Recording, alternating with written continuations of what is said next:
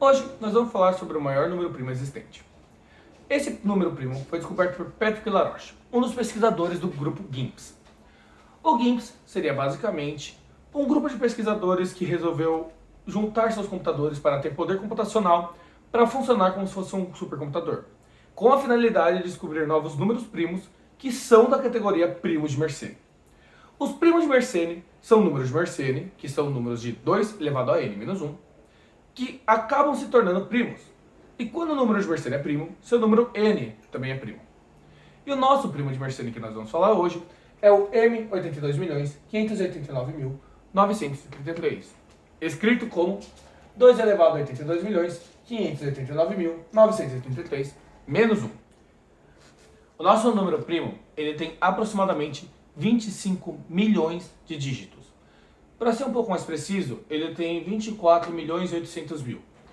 Mas, para fins de comparação, segundo o Google, nosso universo observável tem 4,4 vezes 10 elevado a 26 metros de raio.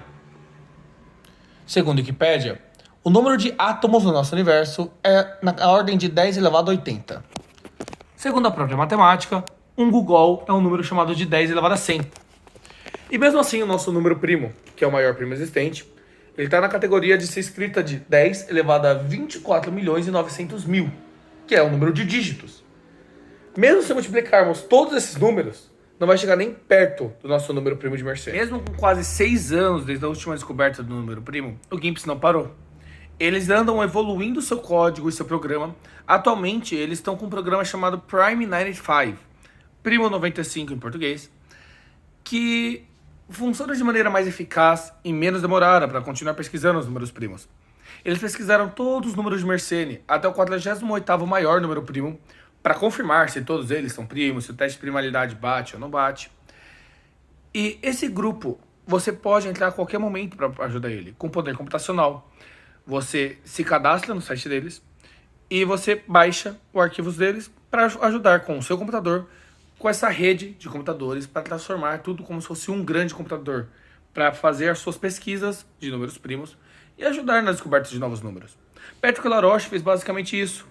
Ele é um matemático que tentou fazer um teste de hardware no seu próprio computador e com isso deixou rodando por 4 meses e com isso descobriu o primo de Mersenne atual, 51º primo de 25 milhões de dígitos, como já dito anteriormente.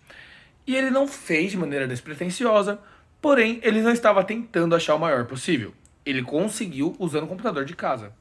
Com a obtenção de um número primo, nós precisamos fazer testes de primalidade para saber se ele realmente é um primo ou um composto com números muito grandes. Bom, mencionarei 3 testes hoje. O crivo de Eratóstenes, o teste de primalidade simples e o teste de Lucas-Lehmer. Começando pelo crivo, ele é o teste mais intuitivo. Pegaremos os números 2 até o número n que vai ser testado. Com isso, nós vamos pegar o menor número da tabela, o 2, que é um primo. E iremos cortar todos os números compostos maiores do que 2 e que são compostos de 2, cortando todos os pares nesse caso. Após isso, iremos para o segundo menor número da tabela não cortado, então o 3. E repete esse processo. Corta todos os números compostos de 3 maiores do que 3. Vamos para o próximo número não cortado da tabela, o 5. E vamos repetindo isso. A partir de certo ponto, nós vamos chegar na tabela com todos os números não cortados sendo primos no intervalo de 2 a n. O crivo ele é muito interessante, porque por mais que ele seja trabalhoso e demorado, ele dá o resultado preciso. Ele mostra todos os números que são primos naquele intervalo.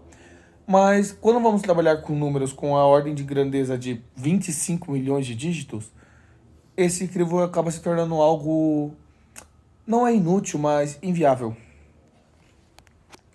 Bom, o outro teste que nós temos é o teste de primalidade simples. O teste de primalidade simples, ele não é tão abrangente quanto o crivo. Ele não serve para testarmos todos os números primos dentro de um intervalo. Nós vamos pegar um número específico e saber se ele é primo fazendo as divisões. Só que quando nós vamos fazer isso, tem-se a ideia de fazer até a metade desse número. Porque a partir da metade, qualquer número vezes 2 já vai ser maior do que esse número. Então, dando um exemplo simples, Se quisermos saber se 20 é primo, nós testaríamos até o número 10. Aí dividiremos 20 por 1, por 2, por 3, por 4, por 5, até o 10. Porque se pegar 11, 11 vezes 2 já passa 20, então não vale a pena testar. O teste de primalidade simples deixa esse trabalho ainda mais fácil. Por que ele deixa o trabalho mais fácil? Ao invés de testarmos até o número sobre 2, o n sobre 2 nesse caso, nós testamos até a raiz de n. Então, vamos pensar no exemplo aqui. Vamos testar se 117 é primo.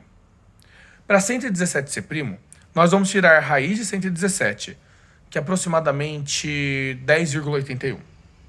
Então, vamos testar dividir 17 por 2, por 3, por 5, por 7 e por 11. E depois disso não precisa mais. Por quê? Nós estamos testando até a raiz de 117. 11 já passou a raiz de 17. Então nem precisaríamos testar o 11. Eu estou testando apenas para pecar pelo excesso. Se nós dividirmos 117 por 2, não vai dar o número inteiro. Se dividirmos 117 por 3, vai dar. 117 é 9 vezes 13, se eu não me engano. E nesse jeito, nós faremos menos testes para tentar descobrir. Porque se fôssemos fazer por todos os números até a metade de 117, faríamos mais de 50 testes. Com o teste de divisibilidade simples, consegui reduzir isso para apenas 5 testes. Para números primos muito grandes, nós precisamos testar de outras maneiras. Afinal, o teste de primalidade simples, mesmo reduzindo muito o trabalho, ainda deixa trabalho.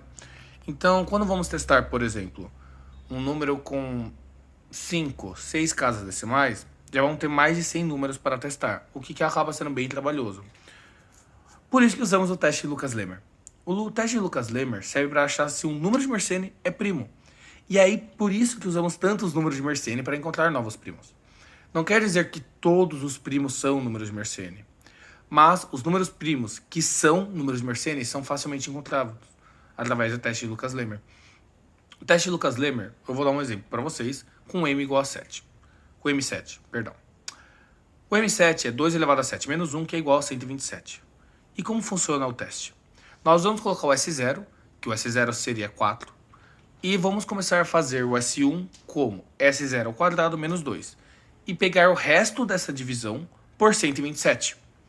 Esse novo resto é o S1. O S2 é S1 ao quadrado menos 2, e repetir o processo. Esse processo precisa ser repetido até n menos 2. Como o nosso n é 7, ele será repetido até o S5. Com o S5, ele tem que acabar em 0 o resto da divisão. Se for 0, parabéns, nós temos um novo primo de Mersenne.